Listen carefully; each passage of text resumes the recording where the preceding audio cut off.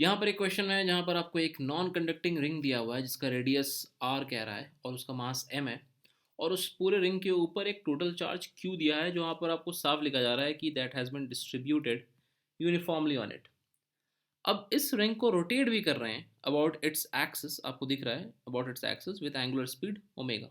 Angular speed omega के use करके इस रिंग को इस एक्सिस के अबाउट रोटेशन दे दिया गया है। तो अब सबसे पहले हमें निकालना है कि find the current in the ring. तो देखिए यहाँ पर कोई बैटरी वैटरी नहीं है, लेकिन फिर भी एक इक्विवेलेंट इलेक्ट्रिक करंट क्रिएट हो जाता है रिंग में। तो इसका सोल्यूशन क्या है? करंट हमें पता है, करंट क्या होता है? Current is basically rate of flow of charge. तो बस इसी डेफिनेशन को अप्लाई करो। अब देखो इस पूरे रिंग पर जो चार्ज अवेलेबल है दैट इज क्यू, ठीक है। इसका एंगुलर वेलोसिटी आपको दिया हुआ है ओमेगा। तो हमें पता है कि टाइम पीरियड क्या हो जाएगा इस एंगुलर मोशन का? टाइम पीरियड हो जाएगा 2 पाई बाई ओमेगा। ये एक बेसिक रिलेशन है, पता है हमें। अगर आपको ये रिलेशन भी नहीं पता है, ऐसे सोचो कि इस रिंग को अगर एक कंप्लीट रोटेशन लेना है तो वो एंगल कितना रोटेट करेगा? 2 पाई। और इसकी एंगुलर वेलोसिटी क्या है? एंगुलर वेलोसिटी इसकी दी है ओमेगा, तो उसको टाइम क्या लगेगा कंप्लीट रोटेशन में? 2 पाई बाई ओमेगा। तो वैसे भी आपको निकल गया टाइम पीरियड। तो हम कह सकते हैं कि अगर इसका हम एक भी कोई पॉइंट पिक करें तो ये पॉइंट वापस से घूम करके अपने जगह पर कितने देर के बाद आएगा? इसी टाइम टी के बाद आएगा। तो जब ये पॉइंट वापस से घूम करके अपनी जगह पर आएगा तो हम कह सकते हैं ना कि एक कंप्लीट रोटेशन में ये पूरा चार्ज जो क्यू है वो हर एक चार्ज जहाँ जहाँ पे भी डिस्ट्रीब्यूटेड है वो सभी चार्ज एक कंप्लीट रोटेशन ले लेंगे उस टाइम में। यानी कि कोई पॉइंट आप पिक करो तो वो भी पॉइंट ठीक टाइम टी के बाद अपनी जगह पहुँच जाएगा। तो बेसिकली टाइम टी के बाद एक रोटेशन पूरा होगा, यानी कि हम कह सकते हैं कि इस दरमियान इस टाइम में, टाइम कैपिटल टी में सारे के सारे चार्ज एक कंप्लीट रोटेशन ले पाएंगे। यानी कि कितना चार्ज फ्लो किया? चार्ज फ्लो कर गया क्यू। कितने टाइम में फ्लो किया? Time T.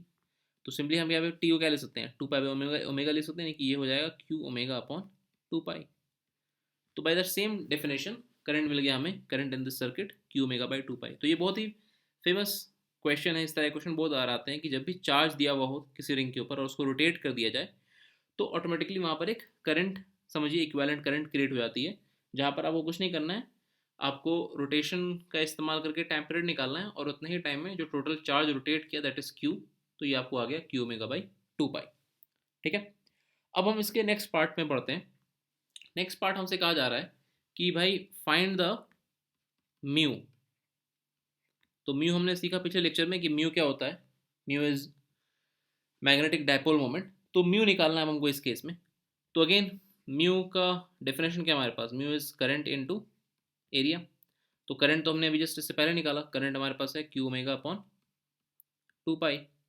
और एरिया क्या होता है? एरिया होता है पाई आर स्क्वायर।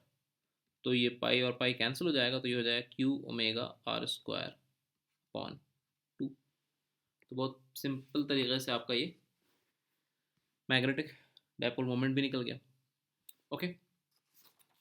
अब इस सवाल का एक पार्ट और है, उस पार्ट में भी थोड़ा सा मैकेनिक्स इस्तेमाल होता है।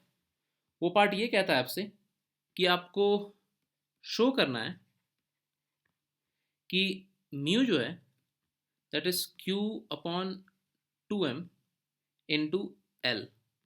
और जहाँ पे एल क्या है? L is basically your angular momentum of ring about its axis of rotation. यानी कि जिस एक्सिस के अबाउट ये रोटेट कर रहा है उसी एक्सिस के अबाउट ये एंगुलर मोमेंटम एल दिया गया आपको। तो आपको ये रिलेशन शो करना है कि ये वैलिड है कि नहीं। तो बहुत अगेन सिंपल तरीका है कि आपको ये एक्सेस दिए हुई है सामने सीधा। तो अगर इस एक्सेस के अबाउट अगर हमको एल निकालना है एंगुलर मोमेंटम, तो एल क्या होगा? क्योंकि यहाँ पर सिंपल एक ही मोशन हो रहा है, प्योर रोटेशन मोशन हो रहा है, तो एंगुलर मोमेंटम क्या हो जाएगा? एंगुलर मोमेंटम हो जाएगा आई ओमेगा। ठीक है। आई होप इतना रोटेशन मैकेनिक्स आपको पता है। तो एल के जगह पर हम पुट कर सकते हैं आई ओमेगा। तो जस्ट अगर हमें चेक करना है तो L is your I omega, और आई क्या होता है? I is moment of inertia. तो मोमेंट ऑफ इनर्शिया क्या होता है रिंग का? वो होता है M R square into omega. ठीक है।